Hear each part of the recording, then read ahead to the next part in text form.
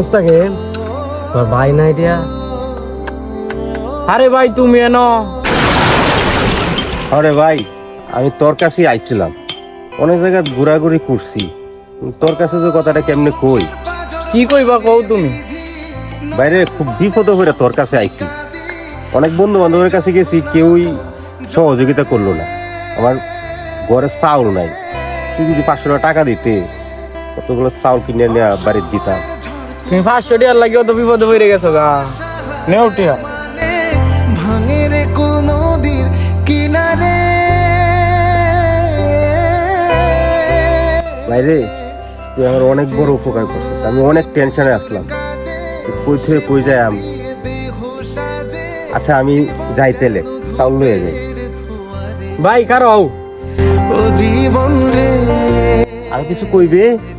ভাই আজ তুমি 500 টাকার লাগি মানুষের দ্বারে দ্বারে এমবা ঘুরতেছো। আজকের দিন যদি তুমি কাজ করতা তাইলে আর এই অবস্থা হবো না।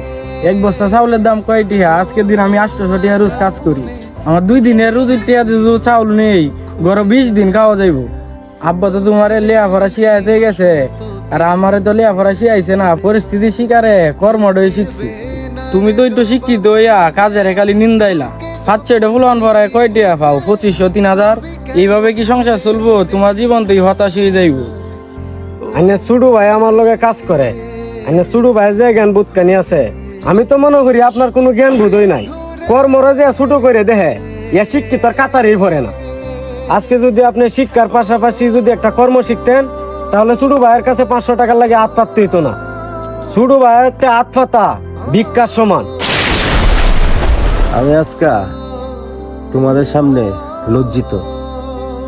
আজকের এই হতাশার জন্য সত্যি আমার শিক্ষা দায়ী, আর আমি নিজে দায়ী। আজকে আমি নিজেরে শিক্ষিত মনে করেই কাজের নিন্দাইতাম। আজকে যদি আমি কাজ করতাম তাহলে এই বয়সে আমার এই অবস্থা থাকে না। কালকে থেকে তুই আমারে কাজে নিয়ে আইবি, আমি কাজ করবো। ও